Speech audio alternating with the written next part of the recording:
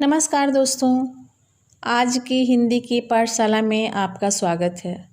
मैं सुभा सिंह अपने अगले टॉपिक के साथ आपके समक्ष हाजिर हूँ, जिसका शीर्षक है शब्द और पद। आज की हमारी topic class 10th course B के बच्चों के लिए है।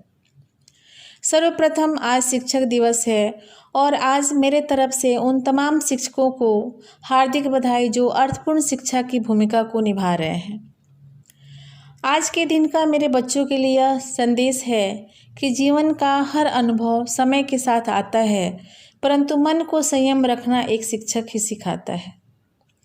मुझे नहीं पता कि मुझसे मेरे बच्चों ने क्या सीखा, उनकी नज़रों में मुझ में कौन कौन सी कमियां थी और कौन कौन सी खूबियां थी।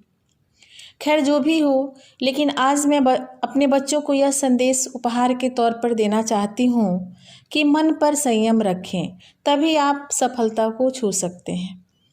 तो चलिए इसी के साथ हम अपनी टॉपिक की शुरुआत करते हैं। आज की हमारी टॉपिक है शब्द और पद। बच्चों यहाँ स्क्रीन पर देखिए, आपको दिखाई दे रहा होगा शब्द किसे कहते हैं। शब्द एक या अनेक वर्णों के मेल समूह को शब्द कहते हैं। राम, आम, पहाड़, गंगा, ये सारे शब्द हैं। बच्चों एक वर्णीय भी शब्द होते हैं, वो मैं आपको नीचे बताऊंगी, और अनेक वर्णों के मेल वाले भी शब्द होते हैं। जैसे देखिए यहाँ पर राम है, वो राम में कितने सारे वर्ण मिले हैं मैं आपको दिखा रही हूँ। र हलंत जोड़, आ जोड़, म जोड़, अ, ये 4 प्रकार के वर्ण मिलकर के एक राम शब्द का निर्माण किए हैं। उसी प्रकार से जितने सारे शब्द हैं उनमें कई तरह के वर्ण मिलकर के एक शब्द की रचना किए। शब्द का प्रयोग स्वतंत्र रूप से किया जाता है, यानी शब्द को हम अकेला लिख सकते हैं। शब्द को हम व्याकरण के नियमों से नहीं बांध सकते, क्योंकि जब तक हम शब्द से कोई वाक्य ना बनाएं तब तक उसमें व्याकरण का कोई भी नियम लागू नहीं होगा। शब्द का लिंग तो दर्शाया जा सकता है, परंतु किसी काल कारक के नियमों से नहीं बांधा जा सकता। बच्चों शब्द का अपना लिंग होता है। देखिए यहाँ पर राम पुल्लिंग है, आम पुल्लिंग है, गंगा स्त्रीलिंग है और पहाड़ पुल्लिंग है। इस तरह से शब्द का अपना लिंग तो जरूर है, परंतु इसको हम व्याकरण के नियमों से नहीं बांध सकते, क्योंकि इससे वाक्य की रचना अभी हम नहीं कर रहे हैं। देखिए यहाँ मैंने आपको बताया कि एक वर्णमाले भी शब्द होते हैं। यहाँ नीचे देखिए एक वर्णमाले भी शब्द होते हैं तथा अनेक वर्णों वाले भी होते हैं। एक वर्णमाले शब्द देखिए न, अ, स, वे, तो, जो, मैं, ये सब एक वर्णमाले शब्द हैं। और उसके नीचे अनेक वर्णमाले शब्द घोड़ा, असुर, सपूत, पहाड़, फूल आदि, ये सारे अनेक वर्णों वाले शब्द हैं। एक वर्णीय शब्द के भी अपने अर्थ होते हैं।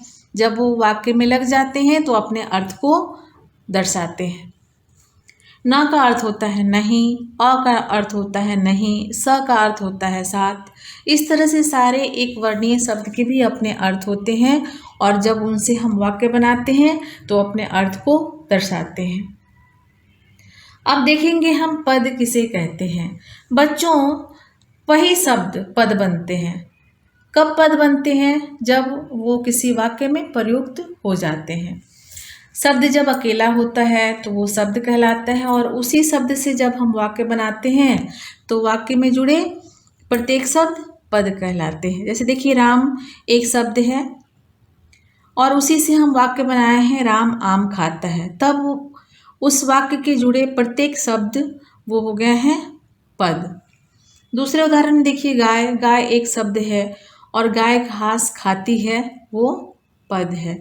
इस तरह से शब्द को जब हम वाक्य में प्रयुक्त कर देते हैं तो वो वही शब्द पद बन जाते हैं। चलिए अब हम देखेंगे अगला प्रयोग के आधार पर भेद। प्रयोग के आधार पर शब्द के 2 भेद होते हैं। बच्चों वैसे तो शब्द को बहुत से आधारों पर बांटा गया है, जैसे उत्पत्ति के आधार पर, अर्थ के आधार पर, रचना के आधार पर, प्रयोग के आधार पर। परंतु आज की जो हमारी टॉपिक है वो 10th कोर्स बी वाले बच्चों के लिए है और हमारे 10th के बच्चों को प्रयोग के आधार पर शब्द भेद ही पढ़ना है। इसलिए मैं प्रयोग के आधार पर शब्द के 2 भेद बता रही हूँ, विकारी और अविकारी। पहले मैं एक बार बता दूं कि विकारी शब्द किसे कहते हैं। बच्चों, विकार का मतलब होता है परिवर्तन। जिन शब्दों में परिवर्तन होता है वो विकारी कहलाते हैं और जिन शब्दों में परिवर्तन नहीं होता है वो अविकारी कहलाते हैं। चलिए देखते हैं विकारी शब्द कितने प्रकार के होते हैं। विकारी शब्द 4 प्रकार के होते हैं, संज्ञा, सर्वनाम, विशेषण, क्रिया। और अविकारी शब्द भी 4 प्रकार के होते हैं। पहला है क्रिया विशेषण, संबंध बोधक, समुच्चय बोधक और विस्मयादि बोधक। बच्चों, आज मैं अपनी वीडियो को यहीं पर समाप्त करती हूँ। आज की हमारी टॉपिक बस इतनी ही थी। फिर अगली वीडियो में मिलूँगी और इसे मैं पूरी तरह से एक्सप्लेन करूँगी। धन्यवाद।